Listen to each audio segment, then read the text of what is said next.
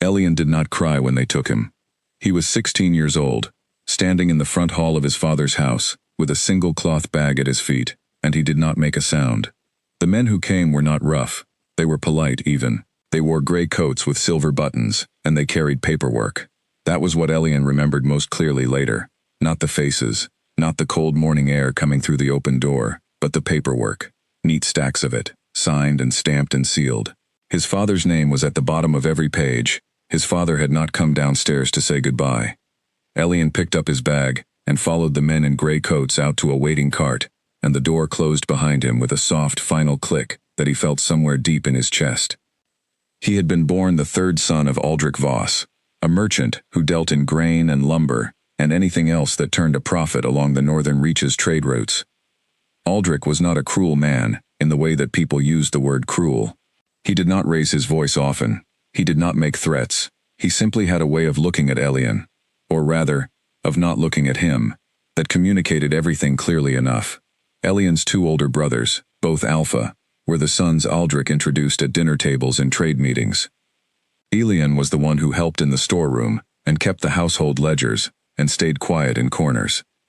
When Elian's designation had come in at 14, Omega, confirmed by the physician who visited twice a year, Aldrich had said nothing for a long time. He had looked out the window of his study instead, and then he had told Elian to go help with supper. That was the whole conversation. Elian had understood, in the particular way that children understand things they are never told directly, that his place in the household had just gotten smaller. Not changed, just smaller. And over the next 2 years, he had watched his father's debts grow, and his father's temper sharpen, and he had known, without anyone saying it aloud, that something was coming. The Grey Warden Syndicate was the name on the paperwork. Elian read it on the cart, sitting between two of the gray-coated men with his bag on his lap and the northern reaches rolling past the canvas flap. He had never heard the name before. He filed it away carefully, the same way he filed away everything, quietly, completely, with no outward sign that he had noticed anything at all. He was taken first to a transit house 3 days' journey south, a low stone building surrounded by a wooden fence that looked like it might once have been a farm. Inside, there were perhaps 40 other people of various ages, sitting on wooden benches or standing against the walls. Some of them had been crying. Some of them were too exhausted to cry. A woman in her 30s sat near the door with her arms wrapped around a boy of perhaps 10, rocking him gently without making any sound. Elian sat down on a bench near the far wall and looked at everything. This was the habit that had kept him steady his whole life. Not hope, exactly. Hope required a belief that things might improve on their own, and Elian had never been able to afford that particular luxury. Instead, he looked. He noted the positions of the 2 guards near the main door. He counted the windows, 4, all shuttered from the outside.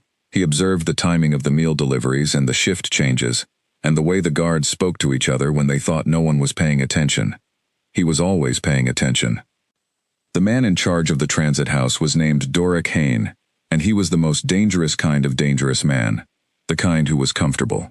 Doric was somewhere in his 50s, with a broad face and thick hands, and the easy, unhurried manner of someone who had been doing what he did for a very long time, and had never once faced a consequence for it. He wore a heavy coat even indoors, and kept a pipe in the corner of his mouth that he rarely lit. He moved through the transit house, the way a man moves through his own kitchen, familiar, unworried, completely in command. Doric had an office at the back of the building, and the door to that office was usually open. This was not carelessness. Doric was not careless. It was confidence. The door was open because he did not believe anyone in that building was a threat to him, and so far, in all the years he had been doing this, he had been right. Elian noticed the door on his first day. He began to sweep near it on his second. No one had assigned him to sweep, but in a building full of frightened, confused people, a 16-year-old boy who quietly picked up a broom and made himself useful became invisible almost immediately. The guards stopped watching him the way they watched others. Doric himself, when he passed Elian in the hall once, gave him the kind of glance you give to furniture, registering presence without registering person. Elian swept and he looked. Doric's office had 3 things that mattered. First, a locked iron strongbox beneath the desk. Second, a shelf of ledger books, each one labeled by year and territory. Third, and most importantly, a map. It covered most of the back wall, this map. It was enormous, hand-drawn on heavy paper, covered in symbols and roots and small, cramped notations in Doric's own handwriting. Elian could see it clearly through the open door when Doric was not in the room and the lamp on the desk was lit. He never went inside. He stood in the doorway, as if he were sweeping the hall just outside, and he looked, and he memorized. The map showed the transit routes of the Grey Warden Syndicate. That much was clear from the sigils that marked certain points, the same sigil that had been on the men's coats, the same sigil stamped into the wax on the paperwork that had taken Elian from his father's house. The routes crisscrossed the 7 territories like veins, connecting transit houses and waypoints, and what appeared to be checkpoint locations along several different border crossings. But there were parts of the map that were different from the rest. There were sections where the lines had been drawn, and then scratched out and redrawn in different ink. There were places where Doric had made notations in a smaller hand, almost as if he were writing to himself rather than recording information for others.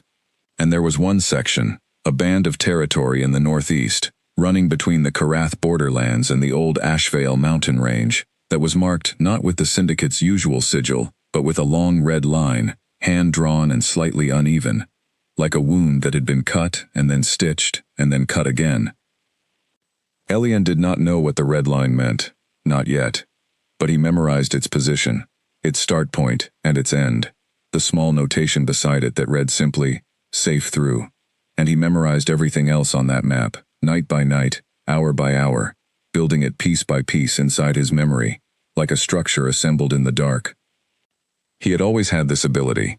His brothers had called it strange growing up, the way Elian could recall exact conversations from months past, the way he could look at a page of numbers once and reproduce them perfectly the next morning.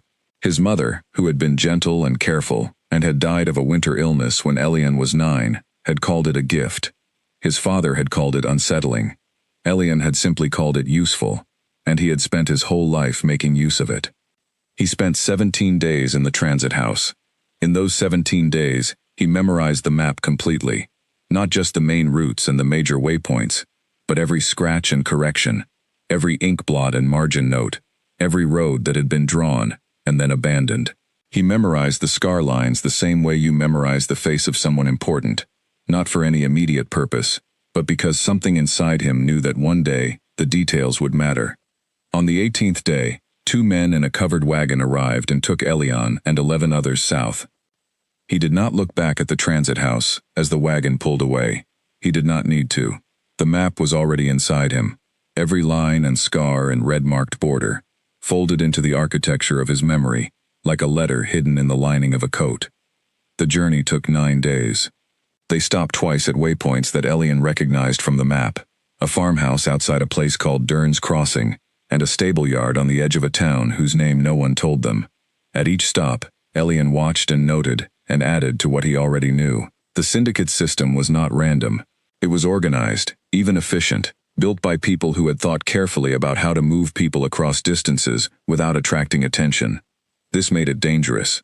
It also made it legible, to someone who was willing to look closely enough. He arrived at his destination on the 9th day.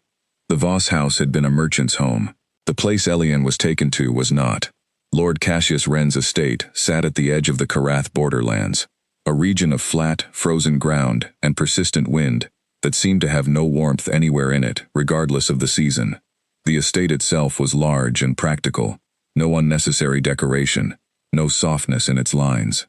It was built to be functional, and function was the only word that applied to most of what happened within its walls. Elian stood in the courtyard on the day of his arrival, and looked at the estate the same way he had looked at the transit house. He counted the outbuildings.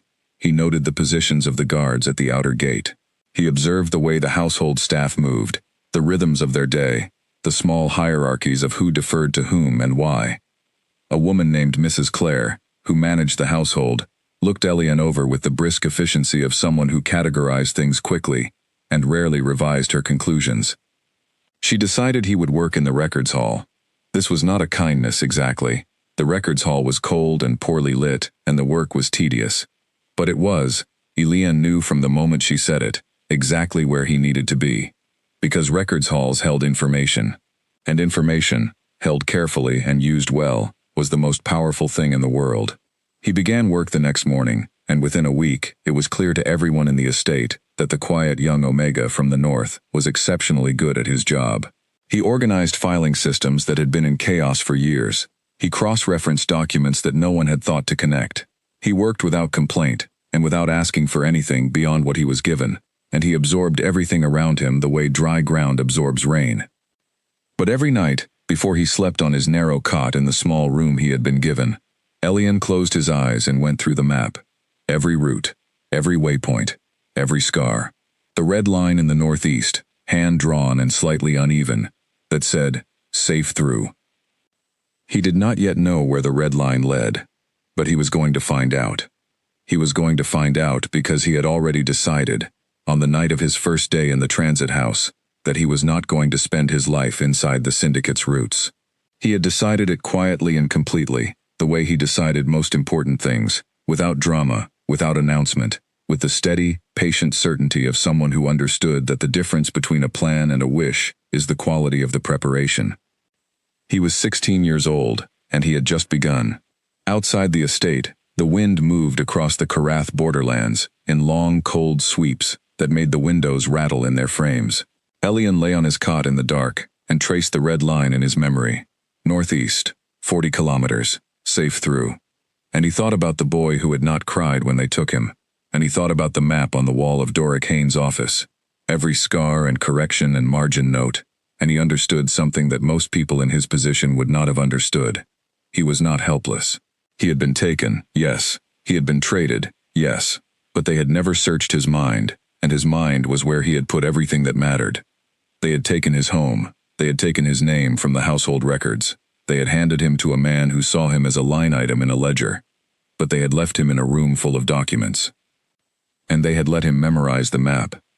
Mrs. Clare came to check on the records hall 2 mornings later, and found it already reorganized, the filing boxes labeled in Elian's neat, precise handwriting, the oldest documents separated from the current ones, the territory dispute records sorted by region rather than by date as they had been before. She looked at the work for a long time, then she looked at Elian. "You are efficient," she said. "Yes," Elian said, and went back to work. He was 16 years old. He had a map in his head, and a plan in his chest, and a patience that had been trained by a lifetime of being overlooked. He did not know yet how long it would take. He did not know yet what the red line would reveal when he finally found the other end of it. He did not know yet about the Ashvale Citadel, or the king who had not died, or the vault beneath the old mountain fortress where something powerful lay waiting in stillness. He only knew what he had memorized, and what he had memorized was enough to start. Down the hall, the estate's oldest land deed sat in the back of a filing box that had not been opened in 11 years. It bore a seal Elian had not yet seen. He would see it soon, and when he did, the map in his memory would begin to mean something entirely different than what he had first thought. But that was still ahead. For now, Elian Voss sat in the cold records hall of Lord Cassius Wren's estate, at the edge of the Karath borderlands, sorting documents with careful hands, and he waited, and he learned, and he did not once let anyone see what was happening behind his eyes. The clock on the wall of the records hall ticked steadily through the morning. The wind moved outside. The estate went about its day, and Elian, patient and precise and entirely unbroken, began. 3 years passed in the Karath borderlands before Elian touched the document that changed everything. In those 3 years, he had learned the shape of Lord Cassius Wren's estate as thoroughly as he had once learned the map on Doric Haynes' wall. He knew the estate's debts, because the debt records were in the records hall. He knew the names of the boundary markers on every piece of land Wren technically owned, because the surveying notes were in the records hall. He knew which neighboring landholders had disputed those boundaries, which magistrates had ruled in whose favor, and which of those rulings had quietly been reversed, after a payment changed hands, because all of that was in the records hall too. Records halls, Elian had come to understand, were where the truth lived. Not the polished, official truth that people presented at tables of power, but the real truth, the truth of what things actually cost, and who actually paid, and what had really happened, on a particular road, on a particular night. The records hall was the honest part of any institution, because it was where the accounting lived, and accounting, done carefully, could not lie. He was 19 now. He had grown in the years at the estate. taller, quieter, with the particular stillness that comes not from being at peace but from learning to conserve every movement and every word, for when they would do the most good. Mrs. Clare had long since stopped checking on his work, because his work was never anything other than exact. The guards at the gate knew him by sight and waved him through without question when he needed to carry documents to the estate's outer offices. Lord Wren himself had spoken to Elian, perhaps a dozen times in 3 years, always briefly, always in the context of a record he needed retrieved. Wren was not interested in Elian. He was interested in what Elian could produce. This, as always, suited Elian perfectly. He had spent the 3 years building on what he already knew. Every land deed in the records hall told him something about the true borders of the territories surrounding the Careth estate. Every dispute record told him about the pressure points, the places where official maps and real control did not match. Every tax record told him which landlords were strong, and which were struggling, and which had made arrangements with outside parties to cover what they could not cover themselves. And slowly, piece by piece, the map he had memorized in the transit house had begun to mean more. The red line in the northeast, the one marked Safe Through in Doric Haynes' cramped handwriting, ran through a stretch of territory that did not appear on any official land record in Wren's holdings. Elian had spent months checking. He had gone through every filing box in the records hall, cross-referencing boundary descriptions against the route he remembered from the map, and the territory consistently failed to appear. Not once. No deeds, no survey notes, no magistrate rulings, no tax records. For a strip of land approximately 40 kilometers wide, running between the Carath borderlands and the old Ashvale mountain range, there was simply nothing. This was not a clerical gap. Elian knew the difference between a gap caused by incomplete record-keeping and a gap caused by deliberate removal. The first kind left ragged edges in the filing system, missing dates, incomplete document sequences, the residue of something once there. The second kind was clean. It was the kind of gap that could only exist if someone had gone through every relevant record and taken out everything that touched a particular piece of territory, leaving the surrounding files intact and untouched. Someone had made that territory disappear from the official record. The syndicate was moving through land that, on paper, did not exist. Elian wrote nothing down. He never wrote anything down. He added this to the structure in his memory, and went on working, and waited. The document that changed everything was at the bottom of the oldest filing box in the hall, a deep wooden crate that had been pushed against the back wall and stacked with 2 lighter boxes on top of it. Elian had worked through the hall systematically, and he reached the deep crate on a gray afternoon in early winter, 3 years and 2 months after his arrival at the estate. He lifted the lid. The documents inside were old, decades old, some of them, the paper yellowed and stiff, the ink faded to a pale brown. They were land deeds, primarily, from the period before Lord Wren's father had acquired the estate. Elian went through them carefully, lifting each one, reading it, setting it aside. Halfway down the stack he found it. It was a boundary agreement, a formal document confirming the territorial limits of a parcel of land that had once, before the border wars, been part of a much larger holding. The document was dated 43 years earlier. It was stamped with a seal Elian had not seen before, a circle containing a mountain peak above a stylized sun, surrounded by a script he recognized as the formal notation of the Ashvale royal line. He sat very still for a moment. Then he read the document fully.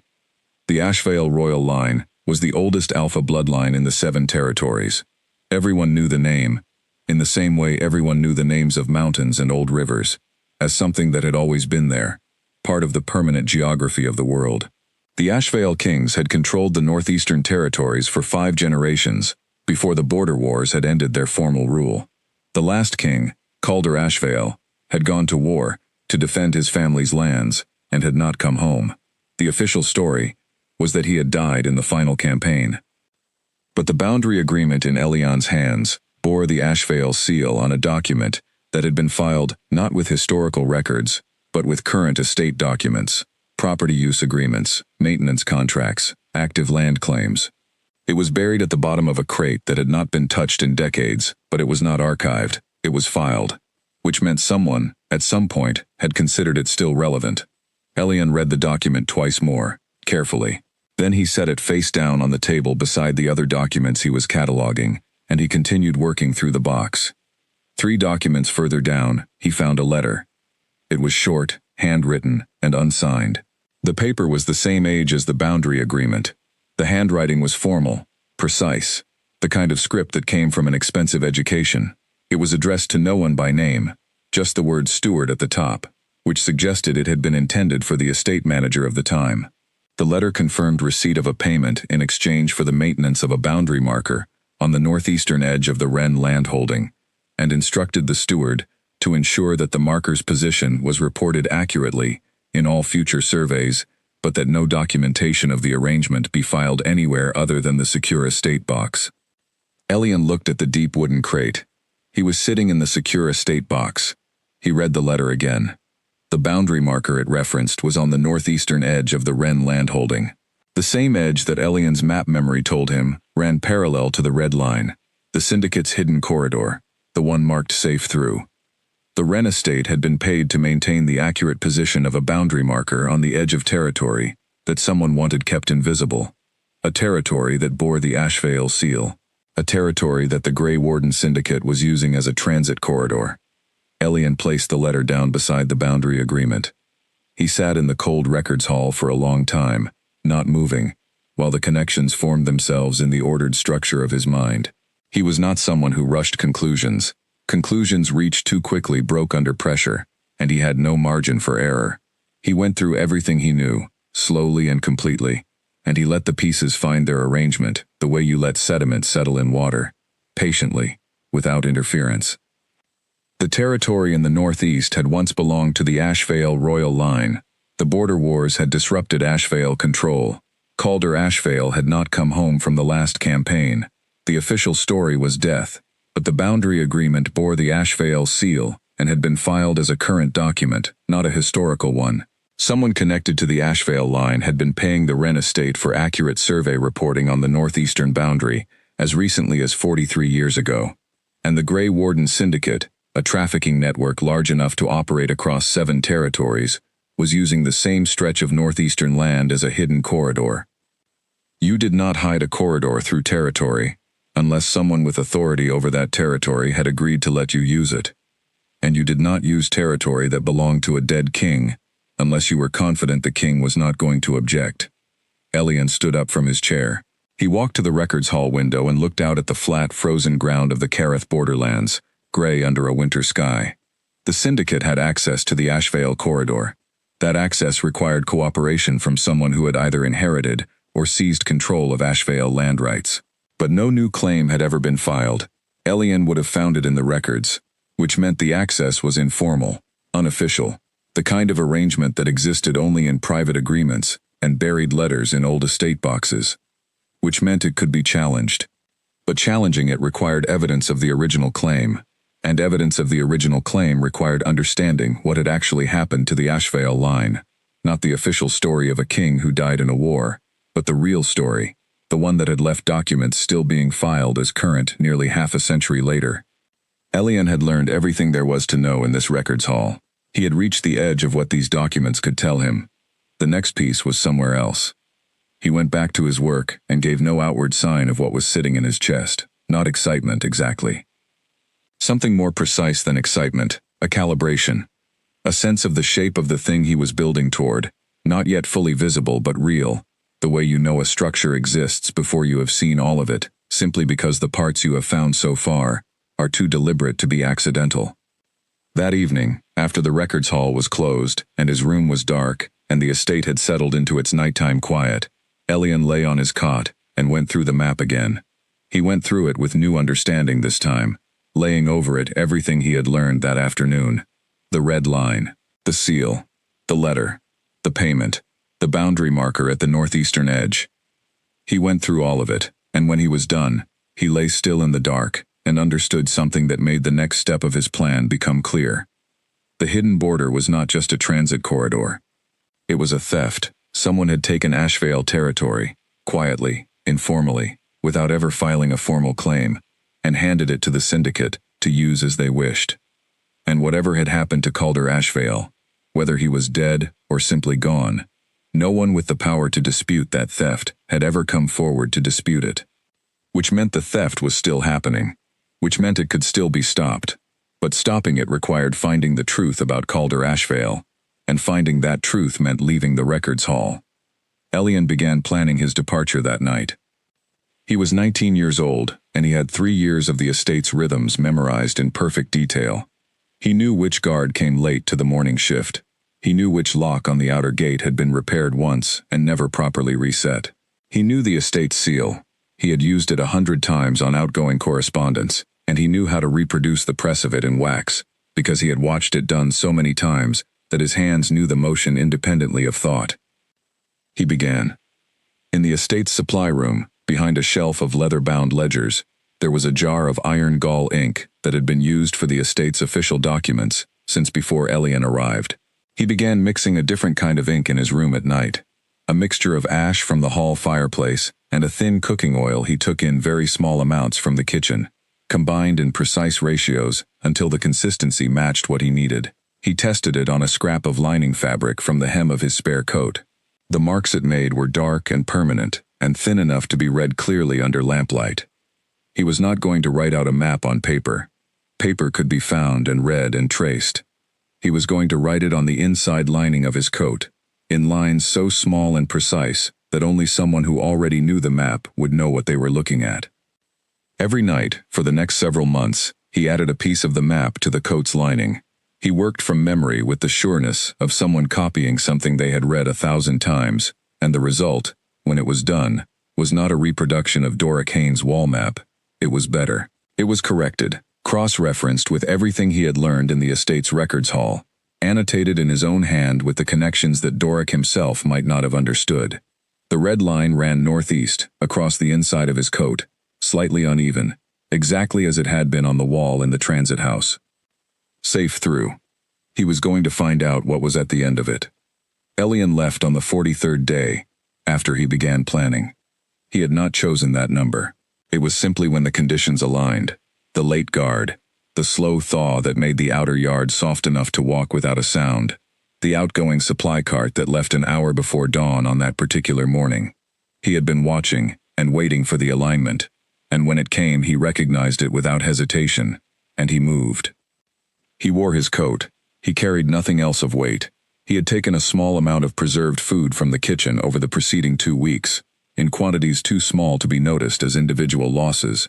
3 pieces on Monday, 2 on Thursday, never the same items twice, never from the same location twice.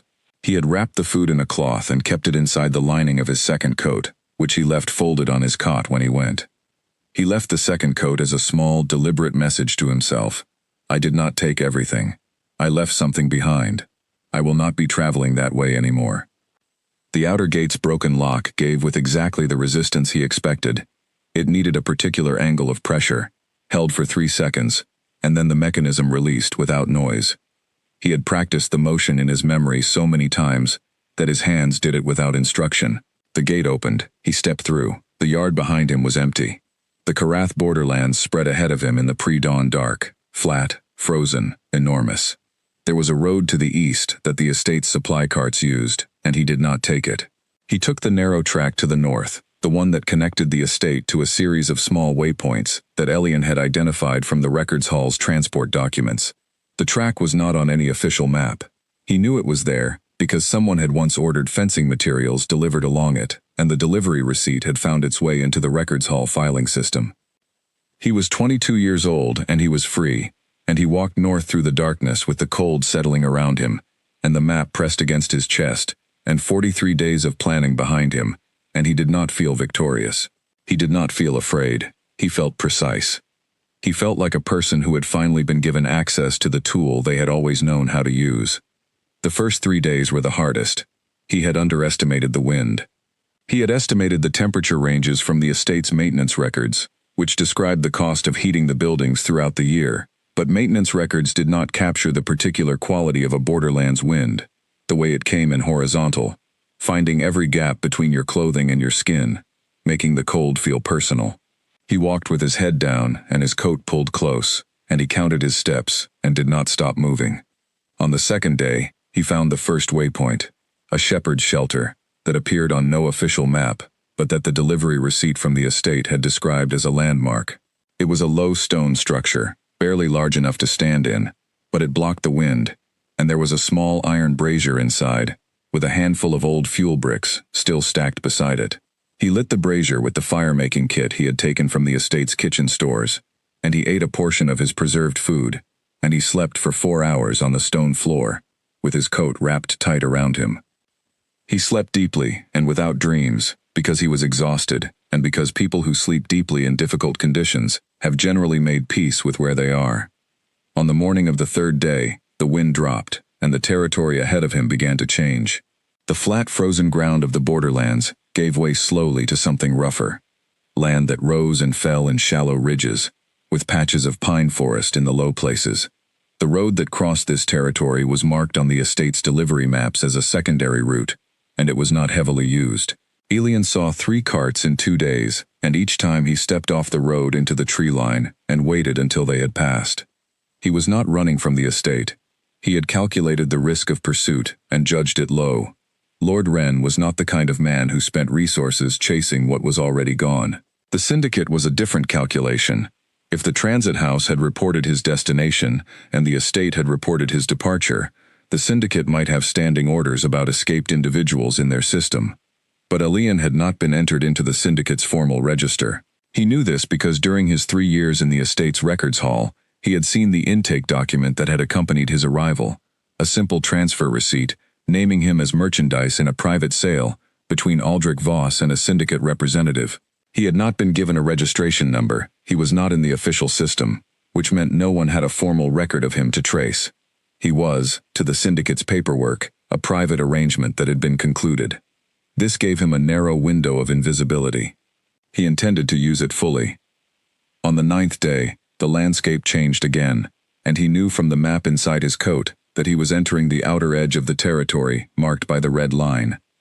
He stopped on a rise of ground and looked at what was ahead.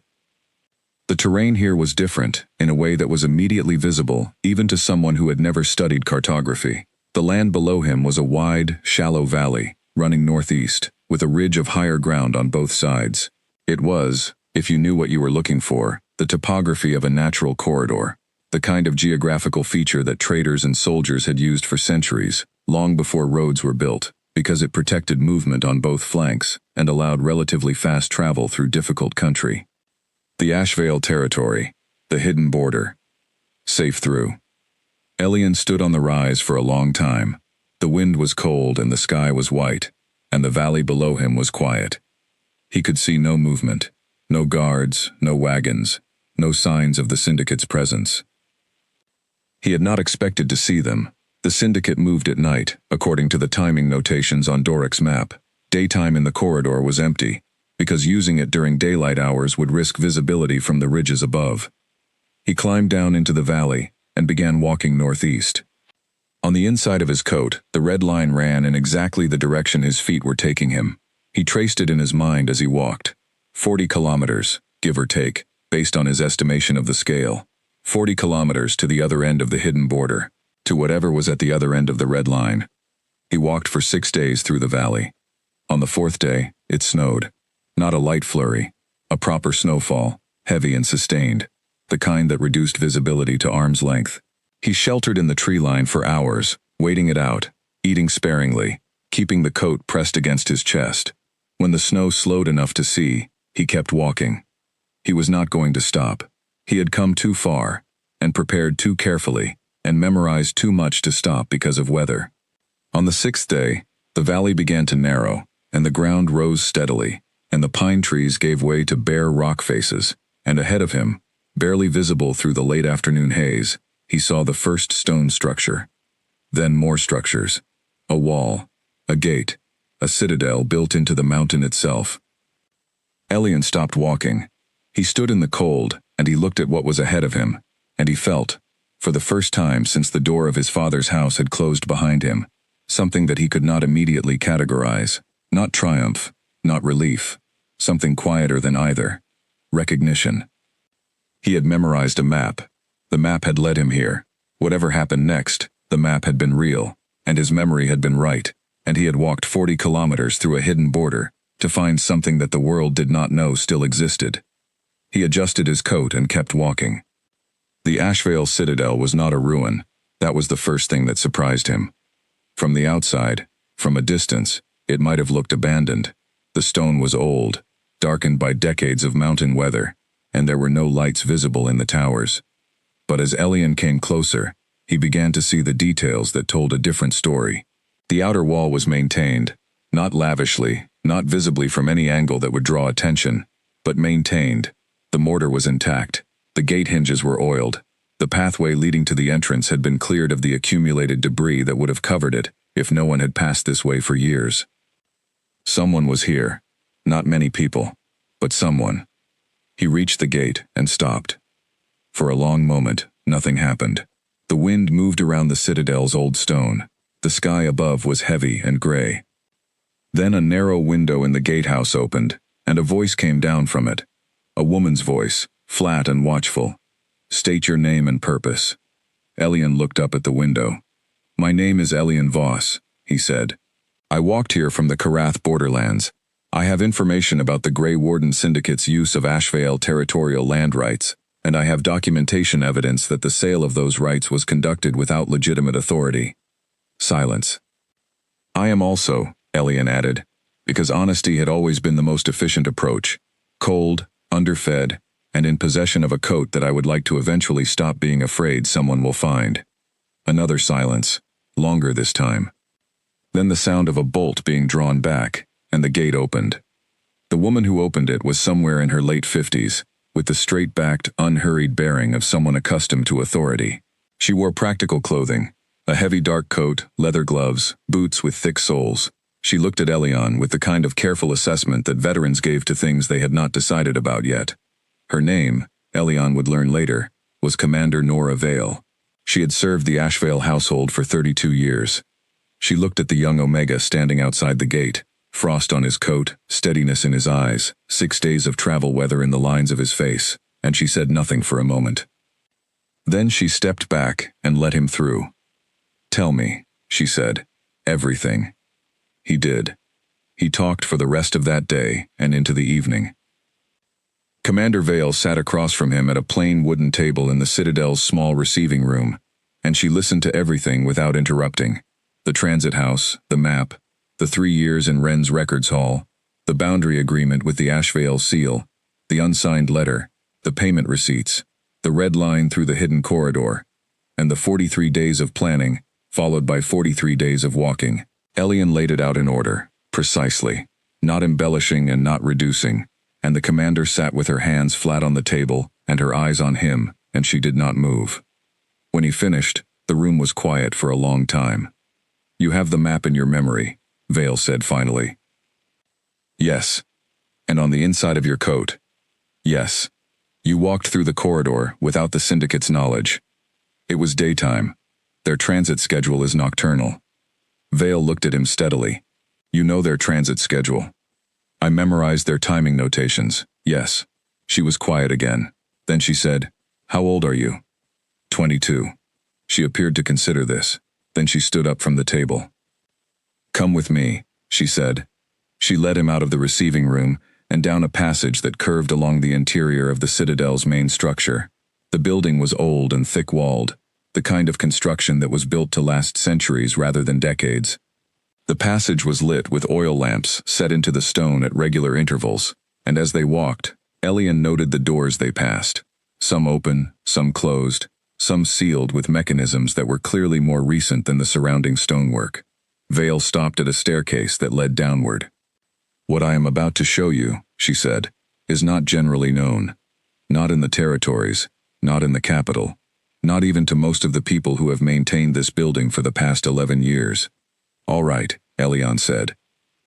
"I am showing you because what you have brought me changes the situation in a way I have not had resources to address alone. If your information is accurate, then what has been done to this territory constitutes a crime against a legitimate sovereign claim, and reversing that crime requires evidence that can be presented before a territorial tribunal." "I have the evidence," Elian said. "Most of it. There are gaps that can be filled from the records at the transit house and from the capital's land registry, but the core documentation is what I described." Vale looked at him for a moment longer. Then she turned and led him down the stairs. The vault was deeper in the mountain than Elian had expected. 2 levels down from the ground floor, the air became significantly colder and very still, the kind of stillness that existed in places sealed away from weather and movement for a long time. The passage here was narrower, and the lamps were placed further apart. His footsteps and veils were the only sounds. At the end of the passage, there was a door. Not old stone, like the rest. This door was modern, the kind of sealed metal construction that required specific knowledge to open. Vale used a key from the ring at her belt, and then pressed a sequence on a mechanism beside the door, and then put her shoulder against it once and pushed. And the door opened with the slow, deliberate swing of something that was very heavy and very well made. Cold air came through the gap, colder than the passage, which was already cold. Clean, preserved, still. Elian stepped through the door. The room inside was not large. It was lit by a single lamp near the door, the rest of it in shadow. There were several pieces of equipment along the walls, monitoring devices, valve controls, instruments that Elian could not immediately identify. And in the center of the room, on a platform of dark metal, there was a structure that looked like a bed, but clearly was not. It was a preservation chamber. Sealed, precise, connected to the monitoring equipment by a series of tubes and wires that ran along the floor in careful rows. Inside the chamber was a man. He was large, tall, broad-shouldered, with the kind of build that spoke of years of physical conditioning. His eyes were closed. His face was perfectly still, not the stillness of unconsciousness but something more complete, more deliberate. He was breathing, very slowly. Elian could see the slight rise and fall of his chest through the chamber's transparent cover. He looked perhaps 34 or 35 years old. "Calder Ashvale," Elian said. "Yes," Vale said, from behind him. Elian looked at the sleeping king for a long time. He had been prepared, intellectually, for this possibility. He had found the boundary agreement with the Ashvale seal, and he had found the letter about the northeastern boundary marker, and he had thought about the official story, the king who died in the border wars, and he had found it insufficient. A dead king left behind estates and heirs and records, and the formal transfer of claim. A dead king did not leave behind documents still filed as current 43 years later. A dead king did not leave behind a citadel maintained by loyal staff, and a commander who had served the household for 32 years. But there was a difference between reasoning your way to a conclusion and standing in a vault beneath an old mountain fortress and looking at a man who had been sleeping for 11 years while the world continued without him. Elian stood in the cold and was very quiet for a moment. Then he turned to Vale. "Tell me about the reversal compound," he said. Vale looked at him with an expression that might have been surprise, or might have been relief, that he had asked the right question. "The physicians who maintain the chamber developed it 7 years ago," she said. "They are confident it is effective. We have not used it, because there was no situation stable enough to bring him back into. No secure territory, no court of legitimate claim, no evidence base, to challenge what was done to the Ashvale holdings." She paused. "Until now." Elian looked back at the chamber, at the still face of the man sleeping inside it. "How long does administration take?" he said. 4 hours, from initial dose to full consciousness, Vale said. "He will need time after that, perhaps several days before he is fully oriented to the present. 11 years is a significant gap.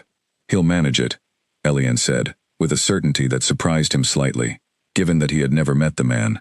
But he had spent the last 6 years of his life navigating gaps that most people would have considered impossible, and he recognized, in the face of the sleeping king, something he could not quite name but trusted nonetheless. Vale said nothing for a moment. Then, "You are certain about your evidence?" "I am certain about my memory," Elian said, "and my memory has not failed me yet." The commander was quiet for a long time. The monitoring equipment made small, steady sounds in the cold room. The man in the chamber breathed, slowly, in and out.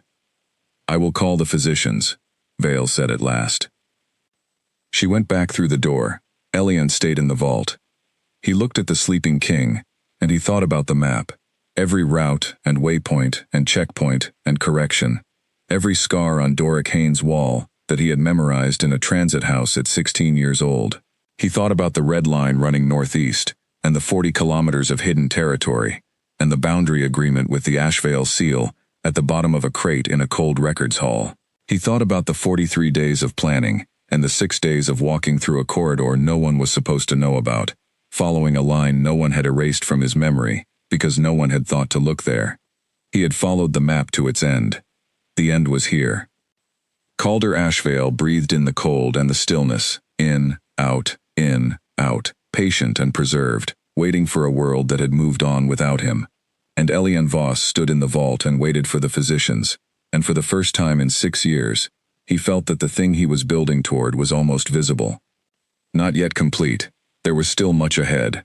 Evidence to compile, documents to present, a tribunal to convene, a network to dismantle, a theft of land and lives to answer for.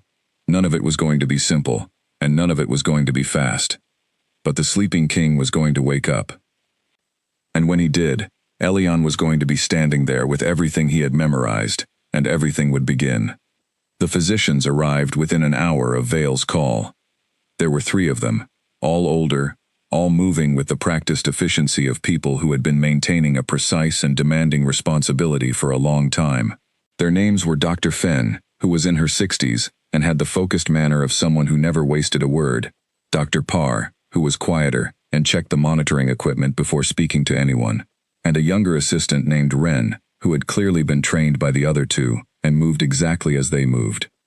They checked Elian's paperwork out of the records hall, or rather, they checked what Elian described from memory, because he had no paperwork, only his recall of what the documents said. Fenn listened to his account of the boundary agreement and the unsigned letter and the payment records, and then asked 3 very precise follow-up questions about the specific language used in the Ashvale seal's notation. Elian answered each one without hesitation, and Fenn exchanged a glance with Parr that Elian could not fully read, but that seemed to contain a great deal. The linguistic pattern you describe, Fenn said, is consistent with seals issued from the Ashvale court during the 3rd period of the last king's father's reign, not the current seal format. Why would the seal be from an earlier period? Elian asked. Because the land agreement it was stamped on was made during that earlier period, Fenn said. The fact that it was filed as a current document means someone has been treating it as an active claim, rather than a historical record. That distinction matters enormously in territorial law. I know, Elian said. Fenn looked at him steadily. You have legal training? I have 3 years of land dispute records, Elian said. The Wren estate had an ongoing boundary conflict with a neighboring landholder that went through 4 tribunal sessions. I catalogued all of it.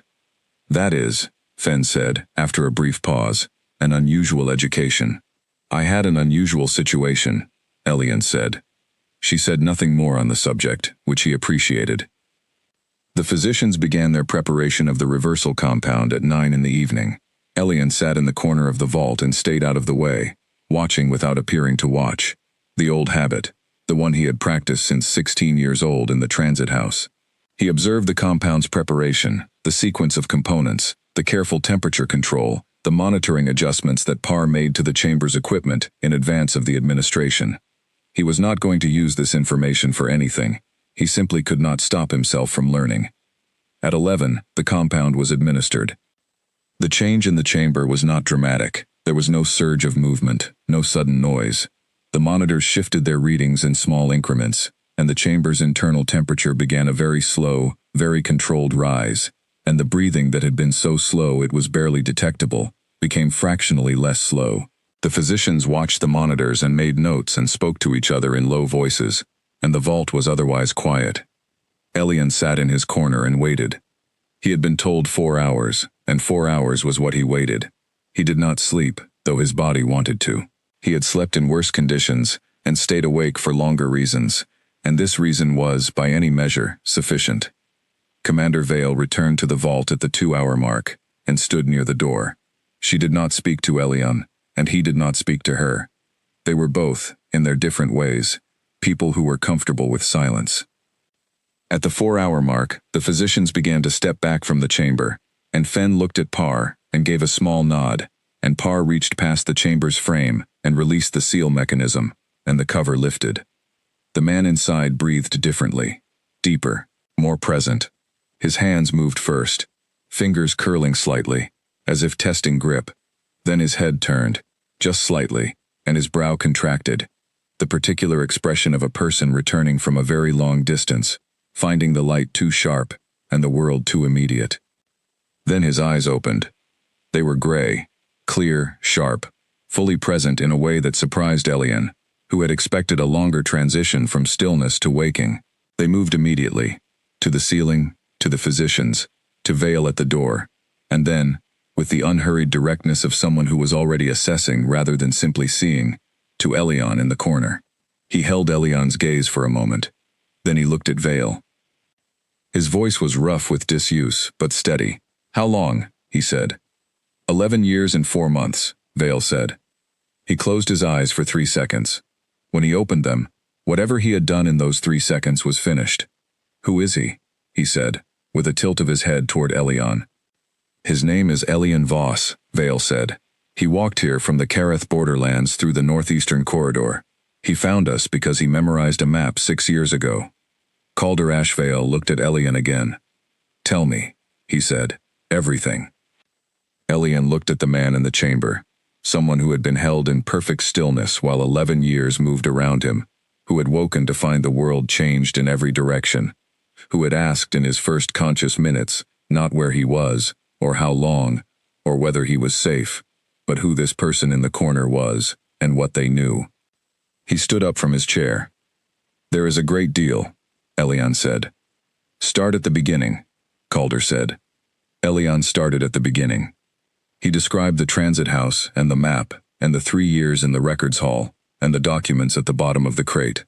He described the red line through the hidden corridor and the boundary agreement bearing the Ashvale seal. He described the sale of mineral rights through the corridor, the name of the syndicate, the route network, the checkpoint officers, the names he had memorized. He described the 43 days of planning and the 6 days of walking. He described what he had found at the end of the red line. Calder Ashvale lay in the open chamber and listened to everything without speaking. The physicians hovered at the edge of their professional distance, wanting to intervene and finding no medical reason to. Vale stood at the door. The monitoring equipment continued its quiet sounds. Elian talked for 2 hours. When he was finished, the vault was completely silent for a long time. Then Calder sat up. Dr. Fenn moved toward him immediately, and he allowed the check, vital signs, orientation tests, the basic physical assessment, with the practiced patience of someone who had been through medical examinations before and understood their necessity.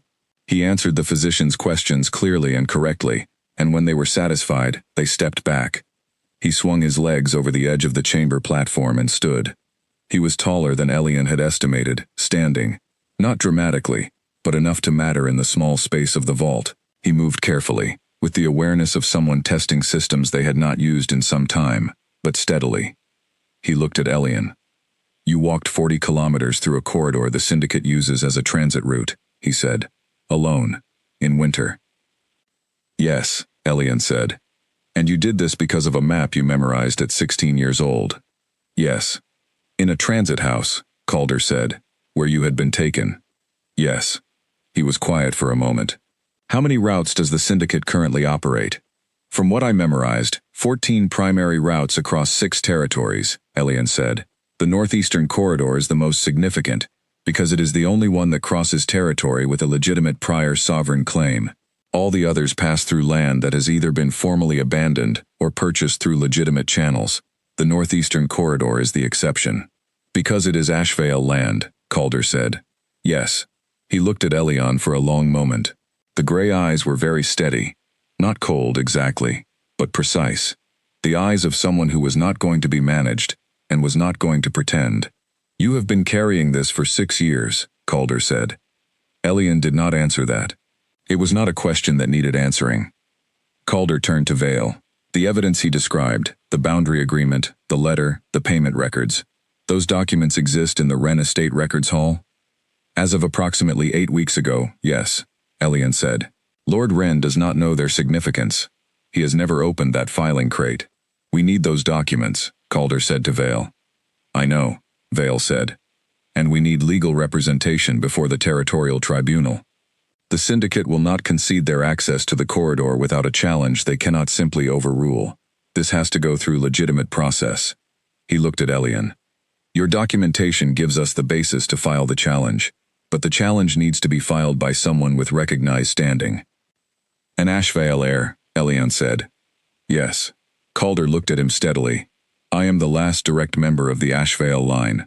My standing is unambiguous if I can document that I was not dead, that I was in medically induced preservation, and am now present and competent. The physicians can provide that documentation, Fenn said from across the room. Then we begin there, Calder said. He said it with the directness of someone who had 11 years of missed time behind him, and no intention of adding more. There was no wavering in it, no visible uncertainty. Whatever he had processed in those 3 seconds after learning how long he had been gone, it was done, and he had chosen forward. Elian watched this happen and filed it carefully. There are 2 gaps in the evidence, Elian said.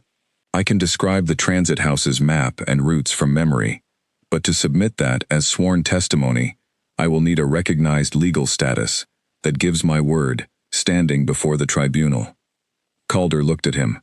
What status do you currently hold? Elian said it simply, because it was the truth. None. The room was quiet. Vale looked at the floor for a moment. The physicians looked at their instruments. Calder Ashvale said, Witness sovereign status.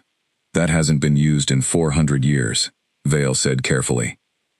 It has not been needed in 400 years, Calder said. The provision exists. It grants full testimonial standing and documentary authority to an individual whose first-hand knowledge of a crime against sovereign territory is material to the resolution of a territorial claim. He looked at Elian. Is that status accurate to your situation? Elian thought about it carefully. Yes, he said. Then that is what you will be, Calder said. I will issue the formal designation in writing, once we have established the necessary documentation for my own legal return. He paused. It will make your word binding in every territorial court in the 7 territories. It will also make you a matter of official record, which means the syndicate will know who you are. They already moved me without putting me in their system, Elian said. I am not in their records. If they investigate, they will find nothing. They will find you here, Calder said, standing beside a king who just woke up with your name on a witness sovereign designation. Elian met his eyes. I know, he said. You are not troubled by this. I have been planning for 6 years to be found by people with the power to act on what I know, Elian said. Being found is the purpose of all of it. Calder looked at him for another moment. Then, for the first time since he had opened his eyes, something shifted in his expression. Not quite a smile, but the predecessor to one, a recognition of something. He turned to Vale. Prepare the documentation office, he said. We begin in the morning. Vale turned to go, and then stopped. She turned back to Elian. Do you need food and rest first? She asked. Elian had been standing for 14 hours. He had walked 6 days through winter conditions. He had spent the last 4 hours sitting in a vault, waiting for a sleeping king to wake up. Yes, he said. Vale nodded once, briskly, and led him out of the vault and up the stairs and into the warmth of the citadel above, and the vault door closed behind them, and Calder Ashvale stood in the quiet of the room where he had slept for 11 years, and looked at the ceiling, and breathed, in and out, and listened to the sound of the building around him. He was awake. The world had moved. He was going to move with it. Morning came cold and clear over the Ashvale citadel, and Elian was already at the table in the documentation office before the lamps had been fully lit. He had slept 4 hours, deeply, without dreaming, and eaten twice, and felt more clear than he had since the beginning of the walk from the Wren estate. The records hall work came back to his hands without effort, organized, methodical, beginning at the logical starting point and proceeding forward without hesitation. The starting point was Calder Ashvale's formal return to legal existence. This was not a small task. 11 years of official death required an extensive counter-record, medical documentation, witness statements, the vault's own monitoring logs, the testimony of the physicians, and ultimately, a formal declaration filed with the capital's legal registry. Vale had been building this case quietly for years, gathering the documentation in anticipation of the day when the reversal compound was administered. What she had lacked was the external evidence that made the challenge to the syndicate viable, the documentation of what had been done to Ashvale territory while the king lay sleeping. Elian was that external evidence. They worked in parallel, Vale and her staff compiling the documents for Calder's legal reinstatement, Elian transcribing his memory of the transit house map and the estate records into formal sworn testimony, Calder reviewing everything, and adding his own recollections of the northeastern corridor from before the border wars. What emerged over the next several days was a picture more complete than any of them had possessed individually. Calder knew the northeastern corridor as it had been in his time, the topography, the ancient boundary markers, the specific provisions of the Ashvale territorial claim that covered it. He had ridden through it as a young man. He had made decisions about its maintenance. He knew its legal history back to the first generation of Ashvale rule. Elian knew it as it was now, used, exploited, the rights quietly stripped away, and sold to a network that moved people across territories without record. He knew the routes and the timing, and the checkpoint officers, and the transit house names. He knew the shape of the crime that had been committed against the corridor, and the people who had suffered for it. Together, the two accounts were devastating. Vale had said it would take 2 years to bring the case to tribunal. She was right, and she was wrong. It took 2 years to build the formal legal structure, the filings, the counterfilings, the documentation of Calder's legal return, the establishment of Elian's witness sovereign status, the careful assembly of every piece of evidence into a form that a tribunal would accept. But it took considerably less than 2 years for the syndicate to understand what was happening. They found out 3 months in. Elian had expected this.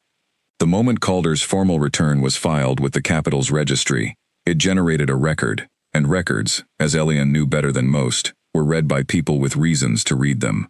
The syndicate had people in every administrative office in the 7 territories. They were not going to miss the return of an Alpha King with a territorial claim to land they had been using for a decade. The response came in the form of a letter, formal, legal, handled through a firm of attorneys whose names Elian recognized from the estate's boundary dispute records. The letter challenged the validity of Calder's preservation period on medical grounds, arguing that the Ashvale line's territorial claims had legally lapsed during the king's absence. It was a sophisticated argument, built on precedents that genuinely existed in territorial law. Elian read the letter twice. Then he spent 3 days in the documentation office producing a 70-page counter-argument that traced the specific application of each precedent cited and demonstrated that none of them applied to a case of medically documented preservation as opposed to absence. He left the 70 pages on Vale's desk without comment. She read them and looked at him with the expression she had been developing for 3 months, which was the expression of someone revising a previously held assumption. "Did you study law?" she asked. "No," Elian said. "I studied the Wren Estate's boundary disputes for 3 years. Those must have been significant disputes. Lord Wren is a contentious man," Elian said. She filed the counter-argument. The syndicate's attorneys went quiet for 6 weeks, and when they responded, the argument had shifted. They were now challenging the witness sovereign designation rather than the preservation claim. This was also sophisticated, and Elian produced a counter-argument for it in 5 days. The pattern continued. Each challenge met with a response, each response stronger than the last, each exchange adding to the formal record that would eventually go before the tribunal. Meanwhile, Calder moved. He had 11 years to account for, and he did not waste time on self-pity about them. He reached out through Vale's network of contacts to the individuals who had maintained loyalty to the Ashvale household in his absence, former soldiers, landholders, administrators, who had kept careful records, and waited for a moment that many of them had stopped believing would come. They came back one by one, quietly, through channels that did not announce themselves, and the citadel, that had housed a skeleton staff of loyal holdouts, became something larger. Not an army. Calder was not building an army. He was building a legal apparatus, the formal structure of a territorial claim, restored piece by piece, to the point where it could stand before a tribunal and be recognized. And Elian, who had begun all of this by memorizing a map in a transit house at 16 years old, sat at the center of it and worked. He did not think often about what would come after. There was always too much immediately in front of him, too many documents, too many counter-arguments to formulate, too many connections to make between evidence and claim. He worked the way he had always worked, precisely, completely, without announcing what he was doing. But there were evenings when the documentation office was quiet and he sat alone at the table with the work done for the day, and he let himself think about the shape of what was happening. He had been taken at 16, with nothing but a cloth bag and a memory. He had spent 6 years being overlooked, in the transit house, in the estate, in every room where his presence had been treated as the presence of furniture. And the entire time, inside what no one had thought to check, he had been building this. Not consciously at first. The memorization of the map had been instinct rather than strategy. But at some point, somewhere in the cold records hall of the Wren estate, it had become a plan. And the plan had become a walk. And the walk had become a vault, and a sleeping king, and a documentation office, and 70 pages of counter-argument. The door that had closed with a soft final click, the men in gray coats with their paperwork. He thought about Doric Haynes' office, door open, map on the wall, and the 16-year-old boy sweeping the hall just outside, looking at everything. He thought about the red line. Safe through. He had been. He would be. The tribunal date was set 14 months after the initial filing. By that point, the evidence compiled under Elian's careful management numbered over 400 documents, covering the syndicate's roots, the mineral rights sale, the checkpoint corruption network, the testimony of former transit house workers who had been traced and approached through the growing Ashvale legal network, and the central boundary agreements that showed, definitively, that the northeastern corridor had never been legitimately transferred. On the morning the tribunal convened in the capital, Elian sat at the witness table, in a building that was the largest he had ever been in a city he had never visited, in front of 7 regional judges and 300 observers, and he gave his testimony. He spoke for 4 hours. He spoke from memory, without notes, and he was precise in every detail, and exact in every date, and certain about every route, and every checkpoint, and every name. He spoke about the map on the wall in the transit house, and the red line in the northeast, and the 3 years in the records hall, and the boundary agreement at the bottom of the crate. He spoke about the walk through the hidden corridor, and what he had found at the end of it. He spoke about what the syndicate had done, and who had enabled it, and how it had been concealed. He did not once raise his voice. He did not once lose the thread. He answered every question from the tribunal's judges with the same steady precision he brought to everything. When he was finished, the room was quiet in a particular way, the quiet of people who have just heard something they are not going to forget. Calder Ashvale's testimony followed Elian's. He spoke for 3 hours and brought the historical record of Ashvale territorial ownership forward, from the founding of the claim to the moment he had entered the preservation chamber, with documentation for every step. When the tribunal's senior judge asked him how he felt about waking to discover 11 years had passed, Calder said that he had had 400 years of ancestral precedent telling him that territorial sovereignty was worth defending across any gap of time, and that he intended to proceed accordingly. The tribunal found in favor of the Ashvale claim on all primary counts. The syndicate's attorneys filed an immediate appeal. The appeal took 8 months and failed on every point. During those 8 months, checkpoint by checkpoint, the Northern Network was dismantled. Not violently, but legally. Each officer suspended pending investigation. Each transit house identified and reported to the relevant territorial authority. The full process was meticulous. It was also, case by case and piece by piece, devastating to the syndicate's operations. Doric Haynes was arrested 14 months after the tribunal's initial finding. He was brought to the capital under a formal warrant that cited 43 specific charges. Elian had drafted the initial warrant request. He had not been able to see Doric's face when it happened, because he had been in a different city on a document authentication matter. He had found out through a messenger. He had stood in the street outside the authentication office and read the messenger's note once. Then he had folded it, put it in his coat, and gone back inside to finish the work. Lord Wren lost the estate that had contained the records hall. The loss was not punitive.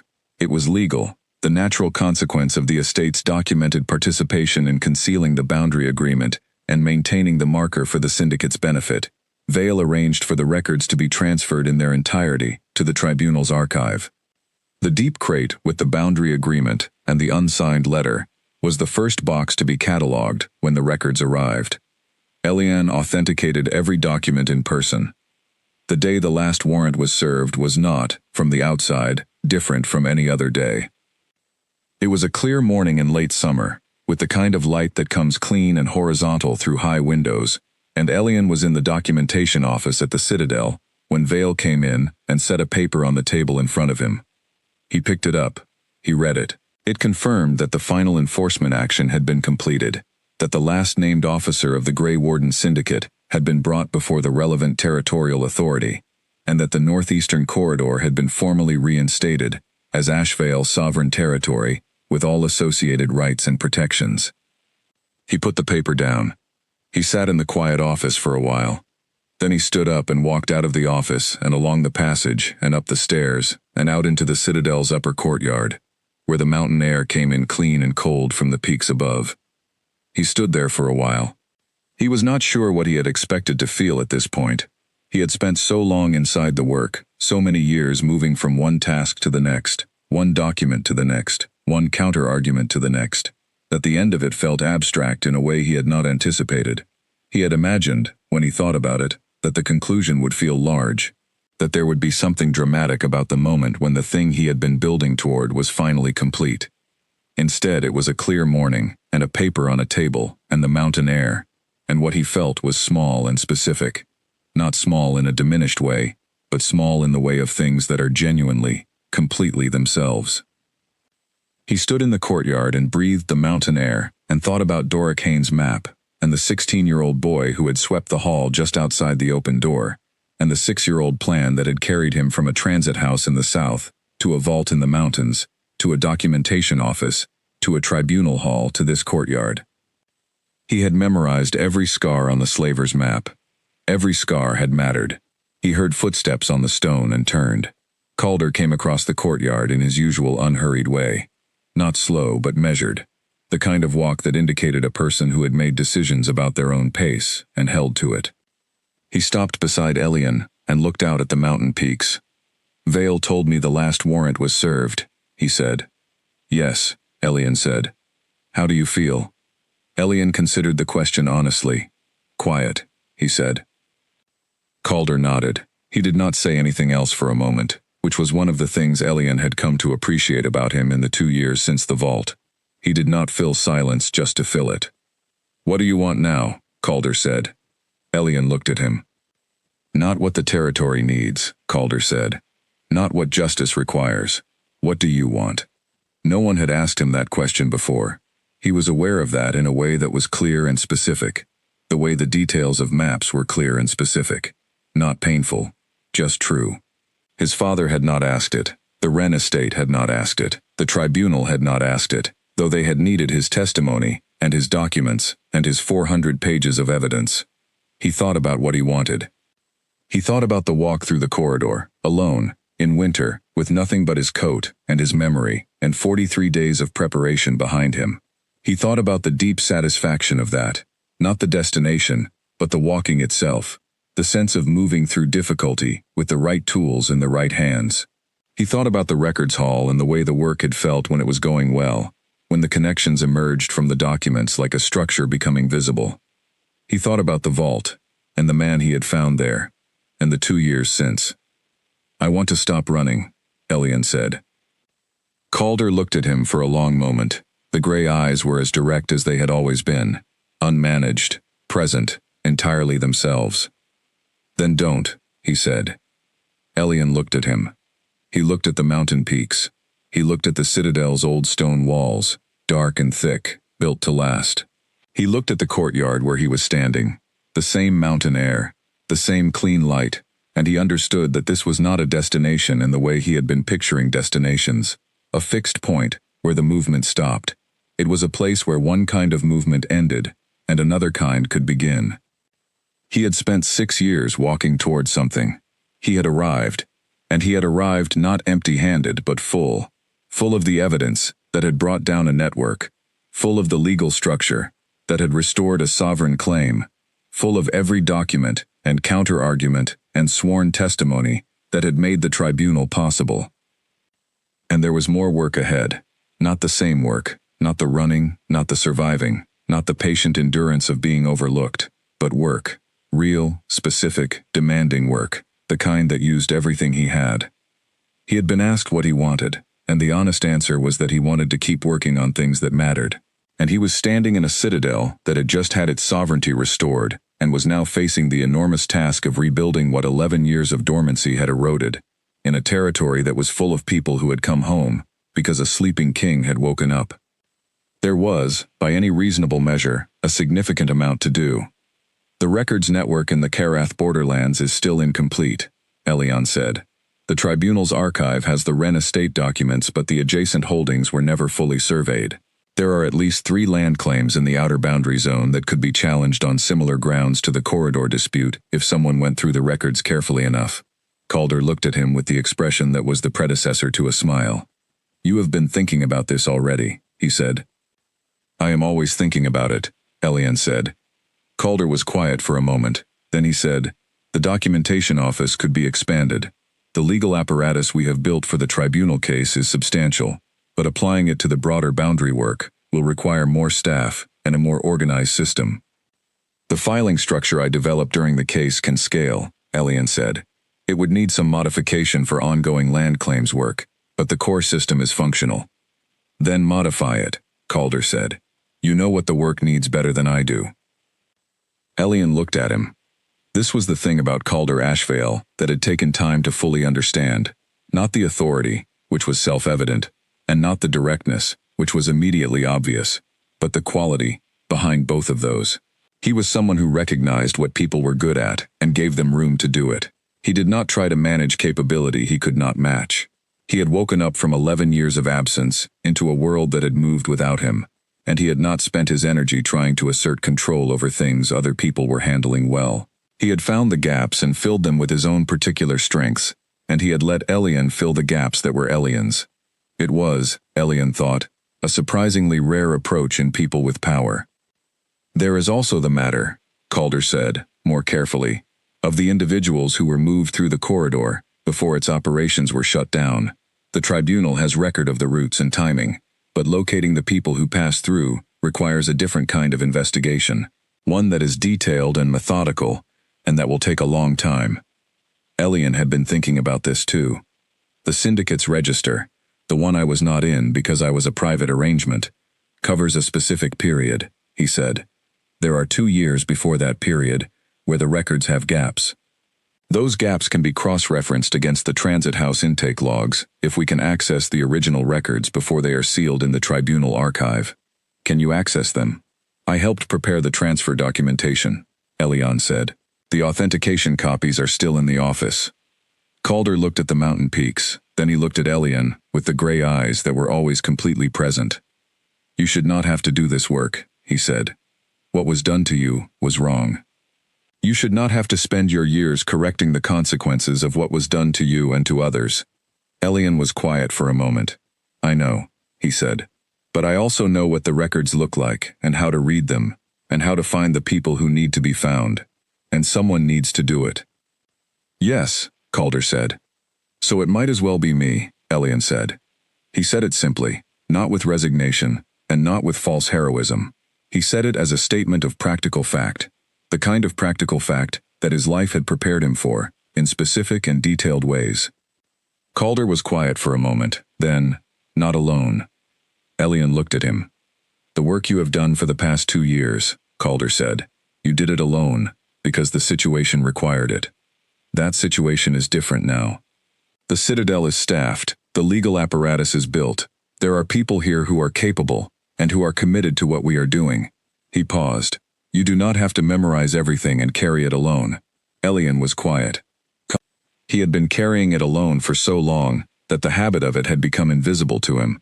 The particular way he held information, the particular way he worked through problems, the particular way he stayed quiet and looked and remembered and planned. He had developed all of it in the condition of being the only person in the room who was paying attention, and that condition had shaped him so completely that he had stopped noticing it as a condition. He stood in the courtyard and felt the mountain air, and understood, with the same clarity that had once let him memorize a map in a transit house, that something was shifting. Not ending. Shifting. He had built a structure that could hold more than just him. He had built it because the work required it. The tribunal, the legal apparatus, the network of testimony and documentation that had brought down the syndicate's corridor operation. And the structure was still standing, and there were people inside it. I am not good at delegating, Elion said. I know, Calder said. You are going to learn. Elion looked at him. Calder met his eyes with the steadiness that was as characteristic of him as the gray of the eyes themselves. You found the hidden border. Calder said. You walked through it alone, and you found this place, and you woke me up, and you built everything that came after. That was the work of a person who could not afford to trust anyone else, because there was no one else. He stopped. Then, quietly, there is someone else now. The courtyard was quiet. The mountain air moved around them, cool and clean. Elian looked at the man who had woken up from 11 years of absence and chosen, in his first conscious moments, to ask the right questions, and then to move forward. He thought about what it took to do that, to open your eyes into a gap of 11 years, and find, instead of grief and loss and disorientation, the immediate presence of mind to ask, who is this person, and what do they know? He thought about the walk through the corridor. He thought about the vault. He thought about 2 years of working side by side with someone who had given him room and recognition, and a formal designation that made his word binding in every court in 7 territories. He thought about being asked what he wanted, when no one had ever asked before. The filing system modification, Elian said. For the boundary work, I will need someone with surveying experience to help with the cross-referencing. I know someone, Calder said. And the Transit House authentication copies need to be separated from the tribunal archive before the archive is sealed next month. I will have Vale delay the sealing. I would also, Elian said, after a brief pause, like to see the rest of the territory, the parts of the corridor I walked through in winter. I would like to see them in better weather. Calder looked at him. That, he said, can be arranged. The clear morning light moved across the courtyard and the old stone walls of the citadel. Somewhere in the building behind them, the documentation office was waiting, with its careful filing system and its stacks of cases to work through. The territory stretched in all directions from the mountain, the hidden border, made visible again, the land that had been taken and returned, the 40 kilometers of corridor that the syndicate had used and that now belonged to the people who were standing in the clean air at the top of it. Elian stood in the courtyard and looked at the peaks, and he thought about the boy who had not cried when they took him, who had picked up a broom in a transit house and started paying attention. He thought about the 16-year-old with a cloth bag and a memory that the gray-coated men had not searched. He thought about the map. Every scar on it had led here, not to a fixed point of arrival, not to a destination that was simply the end of movement, but to this, a courtyard in clean morning air. A territory restored, a system built from nothing that could hold what needed to be held, a person standing beside him who had asked what he wanted and meant it. He had memorized the path through the hidden border. Now he was going to learn the territory on the other side of it. All right, Elian Voss said. He turned from the mountain peaks and walked back toward the documentation office, and the work that was waiting there, and what was ahead. Calder Ashvale watched him go, and then followed, and the door of the citadel closed behind them both, not with the soft final click of something ending, but with the solid, certain sound of something beginning.